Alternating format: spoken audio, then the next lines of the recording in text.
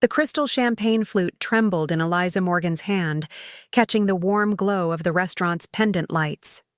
Across the table, her husband David's laughter mingled with that of his colleague, Vivian Chen. Eliza's gaze fixed on Vivian's manicured fingers as they brushed David's sleeve, lingering just a second too long. To 5 years of marriage. David raised his glass, eyes finally meeting Eliza's. And to closing the Richardson account. He nodded toward Vivian, whose crimson lips curved into a smile that didn't reach her eyes. 5 years, Eliza echoed, bringing the flute to her lips. That's when she noticed it. The faintest cloudiness at the bottom of her champagne. A subtle disturbance in the otherwise perfect bubbles, almost imperceptible, but there. Definitely there. Her heart stuttered as she lowered her glass, untouched. The murmur of the restaurant faded to white noise as she watched Vivian's eyes track the movement, narrowing slightly. In that microscopic reaction, Eliza knew. Actually, Eliza said, setting down her glass with deliberate care, I need to use the ladies' room. Vivian, would you mind joining me? Girl talk. David raised an eyebrow but returned to scrolling through his phone. As they walked away from the table, Eliza's hand closed around the small vial in her clutch, the evidence she'd found in David's jacket pocket that morning. The vial she'd emptied and refilled with water, keeping it as proof. She'd suspected for months. Now she knew. In the elegant bathroom of the upscale restaurant, marble and gold fixtures gleaming under soft lighting, Eliza turned to face Vivian. Without a word, she pressed the champagne flute into Vivian's hand. Drink it, she said, her voice barely above a whisper. What? Eliza, you're being ridiculous. Drink it. Eliza's voice was steel now. Or I call the police right now and tell them you're trying to drug me. Fear flickered across Vivian's perfectly composed features. I don't know what you're talking. Eliza pulled out her phone and the empty vial. I found this in my husband's pocket this morning. Odorless, colorless. What is it, Vivian? Rohypnol? GHB? Vivian's facade cracked, her hand trembling now. You won't do it, Eliza said, so I'll do something else. I'll take this glass, walk back to our table, and switch it with David's. Let him drink what you prepared for me. How does that sound? Vivian's eyes widened in genuine panic. You wouldn't. 3 seconds to decide. 1, 2. Vivian raised the glass to her lips and drained it in one desperate gulp. Moments later, their eyes locked in silent warfare, Vivian's hand flew to her throat. Confusion, then fear washed over her face. What? What did you do? She gasped. Nothing, Eliza said softly. Absolutely nothing.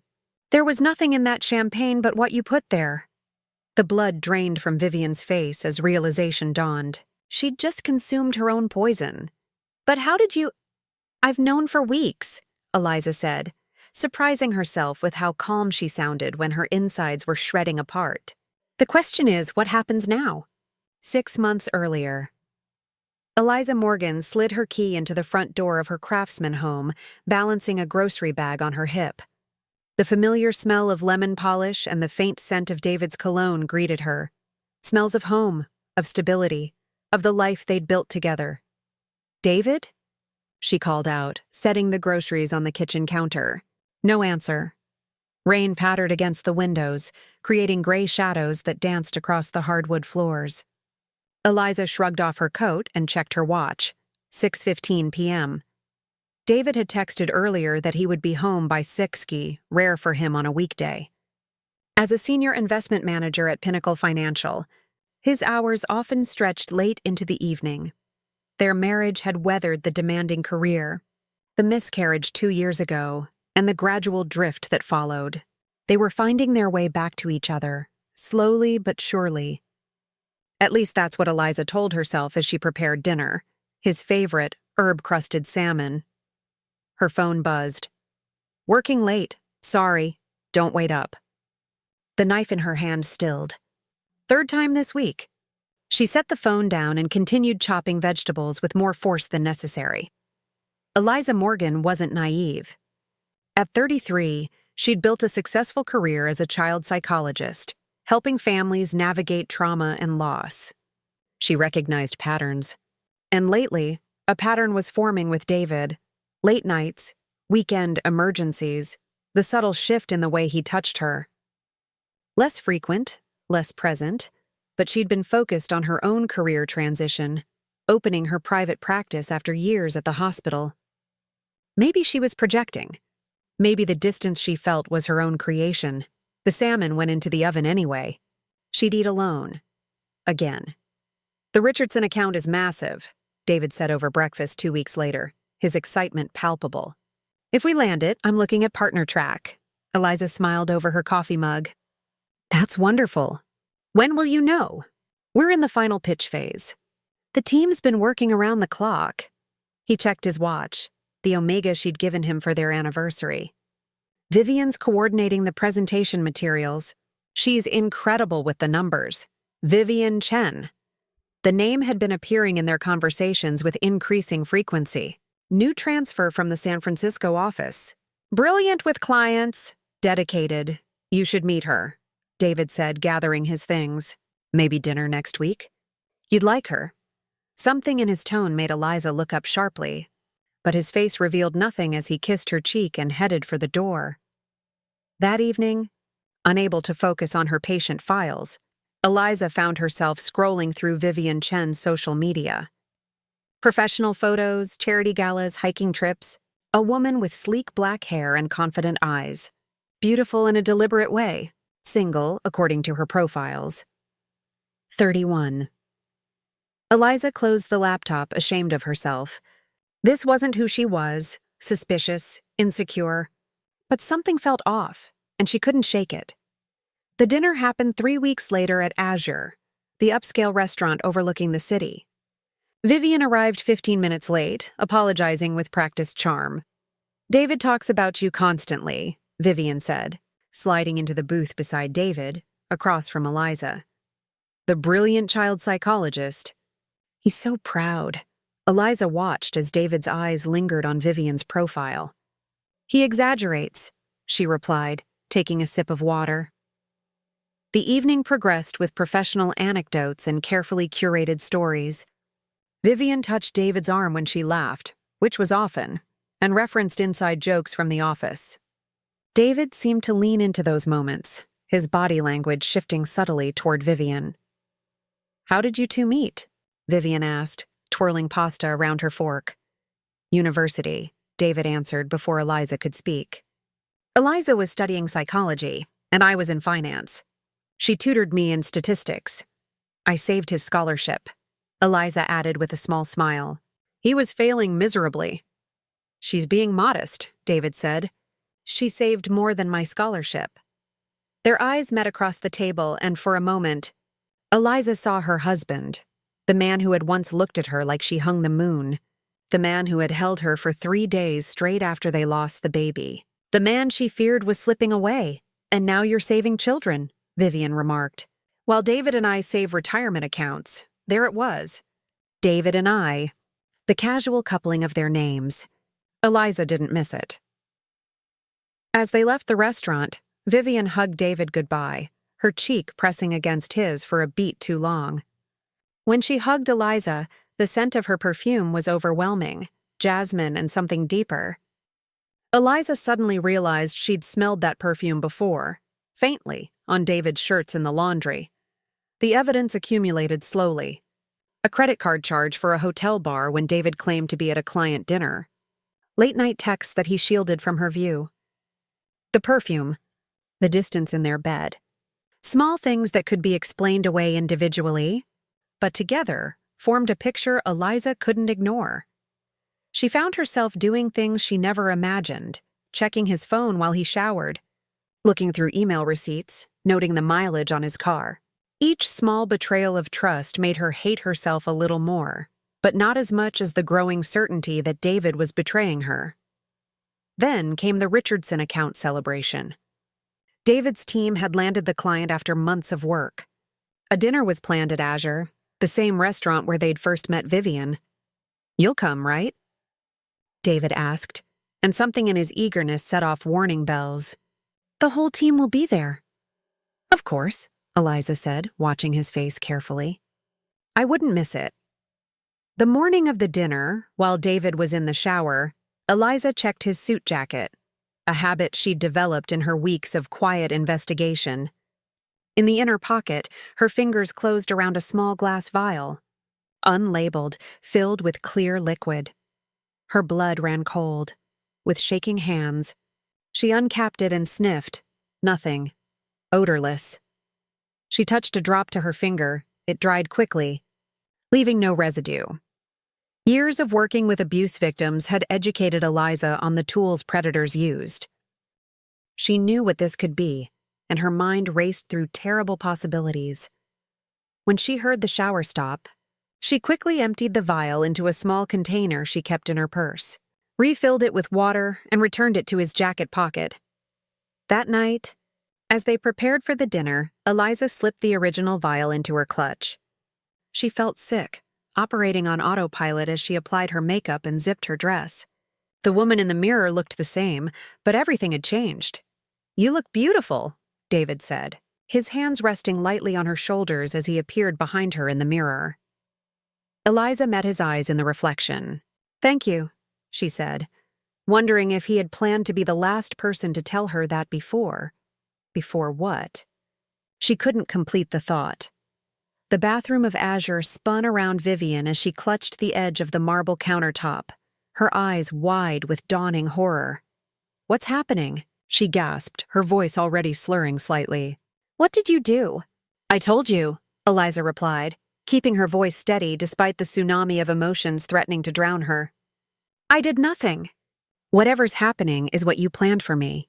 Vivian's legs buckled, and Eliza caught her before she could hit the floor. The irony wasn't lost on her, supporting the woman who had conspired to hurt her. Why? Eliza asked, the single word containing a universe of pain. Tell me why. Vivian's eyes struggled to focus. He doesn't love you, she slurred. He told me everything. How you pushed him away after the baby. How you're not the woman he married. Each word was a knife twisting deeper. Eliza's vision blurred with unshed tears, but she kept her voice level. And the drug? What was the plan there, Vivian? Just to make you sick. Embarrass you. David would take you home and I'd come over later when you were asleep. We've done it before. A cruel smile flickered across Vivian's increasingly disoriented face. Your bed is comfortable. Eliza felt as if she'd been punched in the stomach. The confirmation of what she'd suspected was still devastating. How long? 6 months. Since I transferred. He pursued me. Vivian's head lolled slightly. Said he never felt with you what he feels with me. The bathroom door opened, and a woman in a black cocktail dress entered, then paused at the scene before her. Eliza supporting a clearly impaired Vivian. Is she okay? The woman asked, concern etching her features. Too much champagne, Eliza explained smoothly. Would you mind asking the hostess to call us a cab? I'm going to take her home. After the woman left, Eliza turned back to Vivian, whose eyes were now struggling to remain open. Vivian, listen carefully. I'm going to help you to a cab. You're going to go home and sleep this off. When you wake up, you have a choice to make. Choice? Vivian mumbled. Yes. You can either disappear from our lives completely, transfer back to San Francisco, request a different department, whatever it takes, or I can go to the police with this. She held up the vial. And to your boss with evidence of your affair with a married colleague. Fear cut through Vivian's drug-induced haze. You wouldn't. I'm not who you and David think I am, Eliza said, surprising herself with the cold clarity in her voice. I'm not weak. I'm not pathetic. And I'm not someone you should have crossed. After settling Vivian into a cab with instructions to the driver to ensure she got into her apartment safely, Eliza returned to the restaurant. Her legs felt leaden, her heart a shattered mess, but her mind was crystalline in its focus. David looked up as she approached the table, his expression shifting from annoyance to concern. Everything okay? Where's Vivian? She wasn't feeling well, Eliza said, sliding back into her seat. Too much champagne on an empty stomach. I put her in a cab. David's face betrayed nothing, but his fingers tightened around his own champagne flute. That's too bad. She worked harder than anyone on the Richardson account. I'm sure she did, Eliza replied, picking up her water glass. David, would you order me a fresh champagne? I'd like to properly toast your success. As he signaled the waiter, Eliza studied her husband's face. The face she had loved for a decade, the face that had lied to her for at least 6 months. She saw now what she had been missing, the slight hardness around his eyes that hadn't been there before, the practiced charm that had once been genuine warmth. When the fresh champagne arrived, David raised his glass. To us, he said. Eliza clinked her glass against his. To truth, she countered, and watched his expression flicker with momentary unease before he masked it. They finished dinner with surface-level conversation, a masterclass in pretense. David checked his phone repeatedly, his agitation growing as the evening progressed. Expecting a call? Eliza asked innocently as they waited for the check. Just checking if Vivian texted that she got home okay, he replied too quickly. How considerate, Eliza said, though I'm sure she's fast asleep by now. The drive home was silent, heavy with unspoken accusations and lies. Eliza stared out the window at the city lights blurring through the rain, feeling as though she was watching her marriage dissolve in real time. At home, David headed straight for the bar cart in their living room. Nightcap? He offered, already pouring himself a generous whiskey. No, thank you, Eliza said, removing her earrings. I'm going to bed. Already? It's early. I'm tired, David. More tired than he could possibly understand. As she changed into her nightgown, Eliza heard David's phone ping repeatedly. Through the bathroom door, she could hear his hushed, urgent voice. Calling Vivian, no doubt, wondering why she wasn't answering. When he finally came to bed, Eliza pretended to be asleep. He didn't reach for her, didn't try to bridge the chasm between them. In the darkness, she listened to his breathing, wondering how they had reached this point, where the man she had pledged her life to had conspired to drug her, to humiliate her, to betray her in their own home. Sleep eluded her. Around 3 a.m., she slipped out of bed and went to her home office. From her desk drawer, she removed a small recording device, a tool she sometimes used with particularly difficult cases to review sessions. She'd never imagined using it in her own home. Methodically, she placed recorders throughout the house, under the coffee table, in the kitchen, behind books on shelves. If David and Vivian had been in her home, in her bed, she wanted to know everything. No more suspicion. No more doubt. Just cold, hard evidence. Then she settled into her office chair and opened her laptop. There was research to be done, plans to make. The woman who went to dinner at Azure was gone. In her place was someone new, someone forged in betrayal's fire. The next 3 days unfolded in excruciating slow motion. Eliza maintained a facade of normalcy while systematically gathering evidence. David grew increasingly agitated, checking his phone constantly, making hushed calls from their back porch, inventing flimsy excuses for late nights at the office. Vivian had disappeared. According to David's tense phone conversations, which Eliza overheard through her strategically placed recorders, Vivian hadn't shown up for work since the dinner and wasn't responding to his increasingly desperate messages. On the third night, Eliza sat at their kitchen island, surrounded by printed emails, phone records, hotel receipts, and transcripts from her recordings. The evidence of David's betrayal spread before her like a grotesque mosaic, each piece damning on its own, devastating in aggregate. The sound of David's key in the front door made her look up. It was 9:45 p.m., Eliza, he called out, his voice carrying that forced casualness she now recognized as deception. You still up?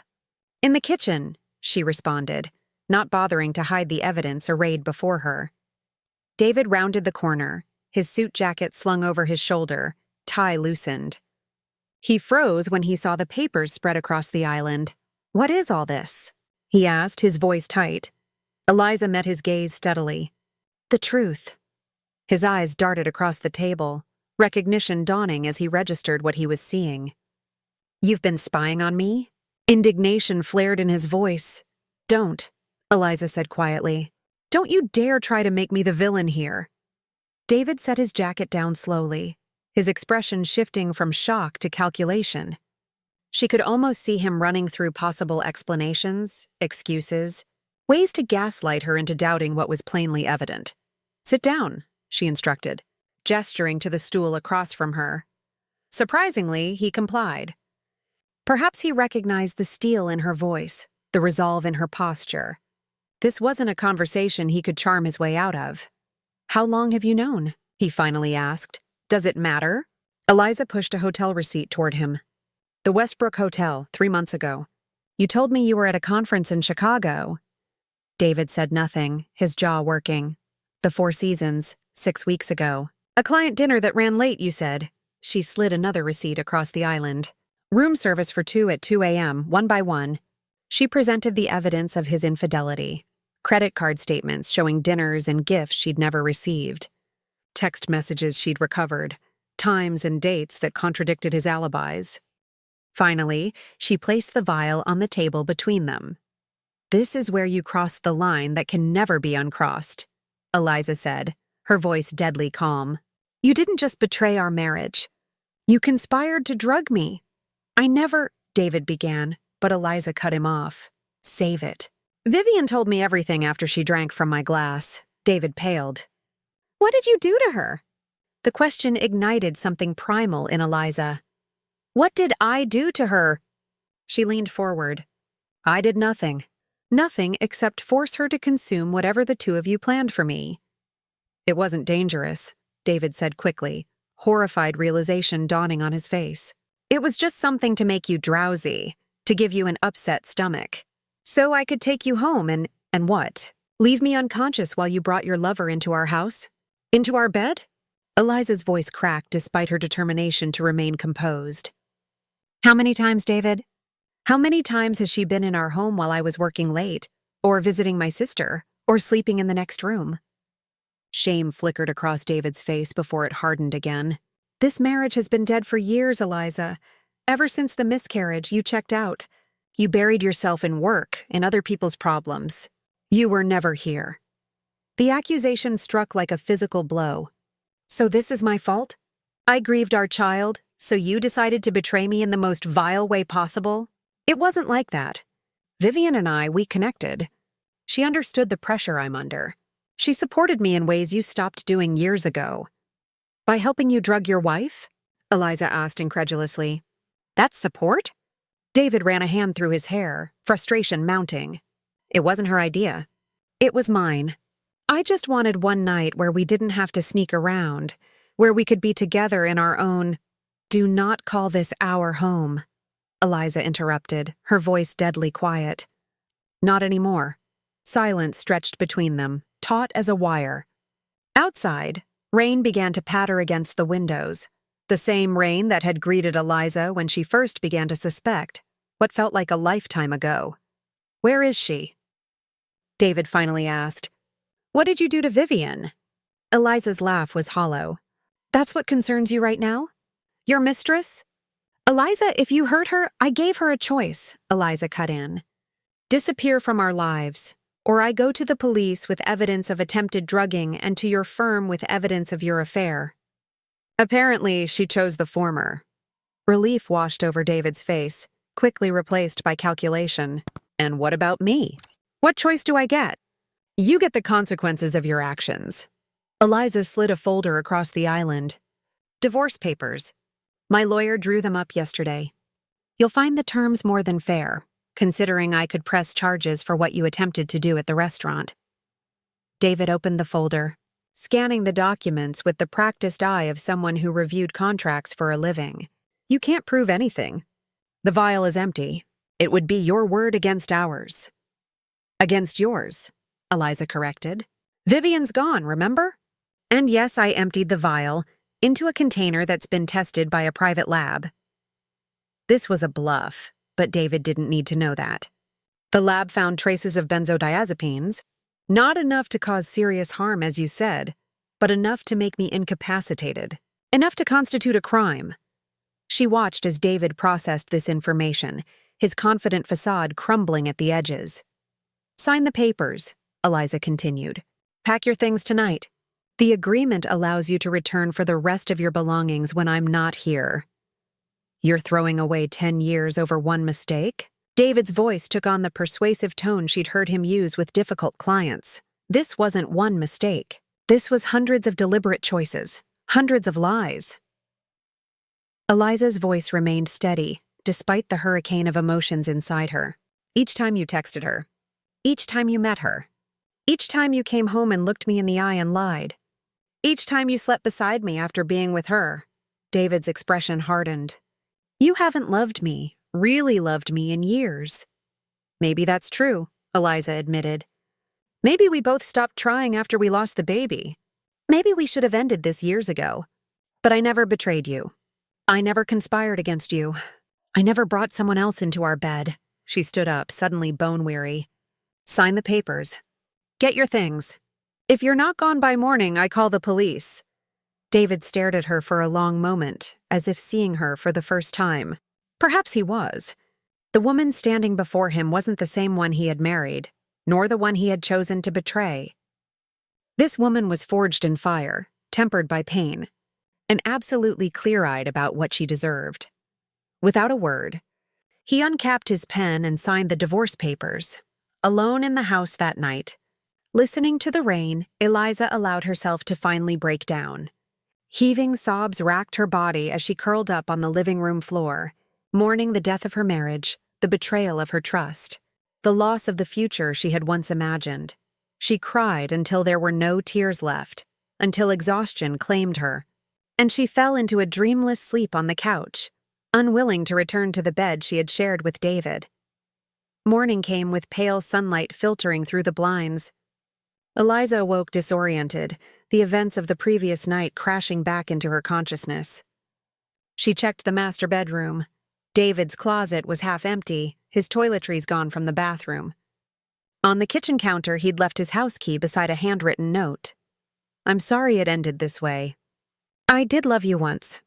Eliza crumpled the note and threw it in the trash. Empty words from a man who had proven his capacity for deception. Her phone buzzed with a text from an unknown number. It's Vivian. I'm leaving today. SF office agreed to take me back. You won't see or hear from me again. Eliza stared at the message, a complex wave of emotions washing over her. Not satisfaction, not quite relief, something more nuanced. The beginning of closure, perhaps. She typed a simple response. Good. Then she blocked the number. 6 months later.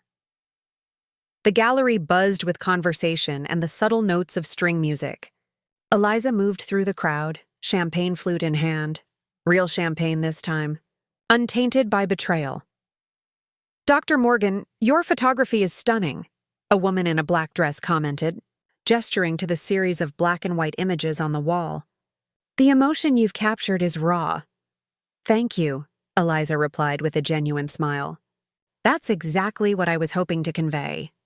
The exhibition, her first, featured portraits of women in various stages of rebuilding their lives after trauma. Some faces showed defiance, others peace, all of them strength. The project had begun as therapy for Eliza, but had evolved into something more profound, a testament to resilience. The centerpiece is particularly moving, the gallery owner said, appearing at Eliza's side. You've already had 3 offers. The centerpiece was a self-portrait, Eliza sitting in the window of her new apartment, face half in shadow, half in light. The caption read simply, After. Not for sale, Eliza replied softly. That one's for me. The gallery owner nodded in understanding before moving away to greet new arrivals. Eliza circulated through the room, accepting congratulations and discussing her work. She had transformed her pain into art, her betrayal into purpose. The private practice she'd been building now specialized in helping women rebuild their lives after betrayal and trauma, a niche she understood intimately. As the evening wound down, she stepped outside for a moment of quiet. The spring air was cool against her skin, carrying the scent of cherry blossoms from the park across the street. Quite an accomplishment, a voice said from behind her. Though I'm not surprised. Eliza turned to find Marcus Chen, Vivian's brother, ironically enough, leaning against the gallery's outer wall. They'd met 3 months ago when he'd sought her out, horrified by what his sister and David had done. Their coffee meeting had turned into dinner, then into cautious friendship. He was different from his sister in every way that mattered: honest, compassionate, ethical to his core. "Thank you for coming," Eliza said, genuine warmth in her voice. "I wasn't sure you would. And miss your triumph?" Marcus shook his head. "Not a chance." He stepped closer, his expression growing serious. "I spoke to Vivian yesterday. She's engaged to some tech executive in San Francisco." Eliza absorbed this information, surprised by her own lack of reaction. "Good for her." "You don't mean that," Marcus said with a slight smile. "No, I actually do," Eliza replied, realizing it was true. "I hope she's changed. I hope she's happy. Most of all, I hope she never does to another woman what she tried to do to me." Marcus studied her face. "You've really let it go, haven't you?"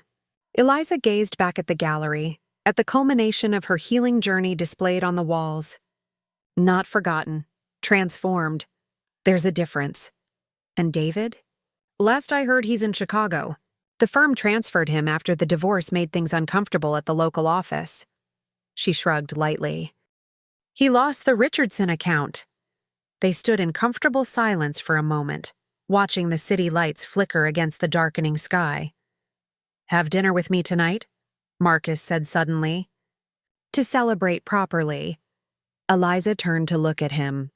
This man who had appeared in her life through the strangest of circumstances, who had become an unexpected ally in her healing. "This isn't about making amends for your sister," she said carefully, "because you don't owe me that. This is about you," Marcus replied. "And me. Nothing else." 6 months ago, Eliza would have refused, walled herself off, protected her wounded heart. But the woman who stood on the gallery steps was not the same woman who had discovered betrayal in a champagne flute. She had been broken but had rebuilt herself, stronger in the shattered places. "Yes," she said simply. "Dinner would be nice."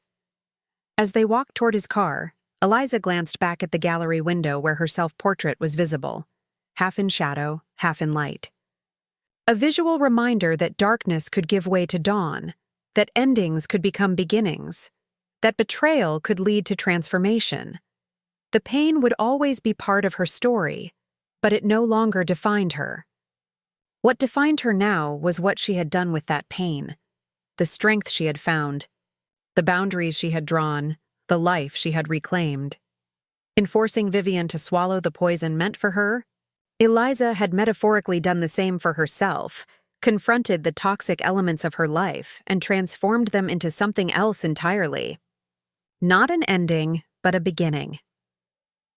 In the reflection of the gallery window, she caught a glimpse of herself, smiling, eyes bright with possibility. The woman looking back at her wasn't defined by being David Morgan's betrayed wife. She was simply, powerfully Eliza, and that was enough. And that wraps up today's story. Now we want to hear from you. Where are you watching from? Drop your city or country in the comments, and let's see how far these stories reach.